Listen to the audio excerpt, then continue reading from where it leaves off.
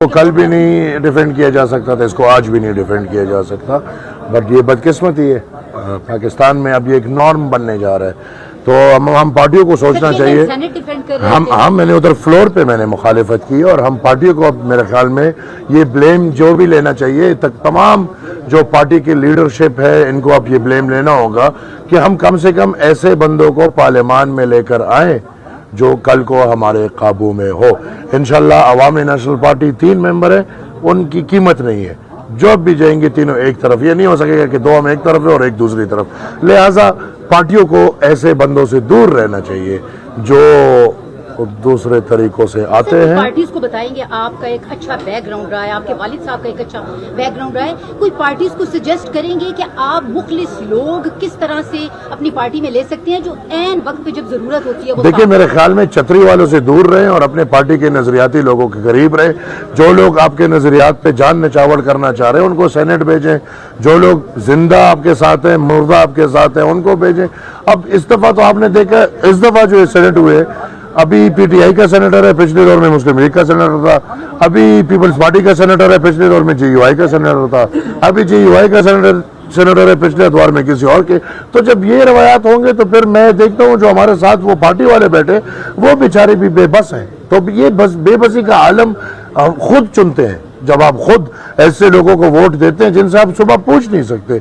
लिहाजा आप उनको ना लें इन ऐवानों में। और मैं समझता हूं कि इस ऐवान में एक कानून ये भी पास होना चाहिए कि एक रुकन जब एक नजरिए एक पार्टी से एक दफा मेंबर बन गया, उस पर पाबंदी लग जानी चाहिए कि दूसरी पार्टी से मेंबर। सर ये कहा जाता है कि 18वीं तरमीम में आप उस वक्त साथ थे और उस वक्त खैबर पख्तूनख्वा जब नाम रखा जा रहा है उस वक्त साथ थे, आज अचानक आपने देखिए ऑब्वियसली फॉर द बेटरमेंट, नहीं सिर्फ इसलिए नहीं, एक्सक्यूज तलाश किया नहीं। मैंने अगर एक्सक्यूज तलाश करना होता तो मैं वोट ना देता।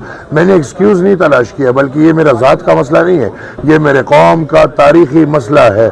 अगर 18th अमेंडमेंट में हम खैबर पख्तूनख्वा के नाम पे राजी हुए तो आज आपको पता चले क्योंकि उस 18 अमेंडमेंट में और ऐसी बहुत चीजें आ रही थी या आ गई है जो बहुत जरूरी थी, जिसमें मालियाती ताकत है, इंतजामी ताकत है। तो हमने कहा कि चलो नाम फिलहाल ठीक है, otherwise this is not a professional और कंप्लीट नेम।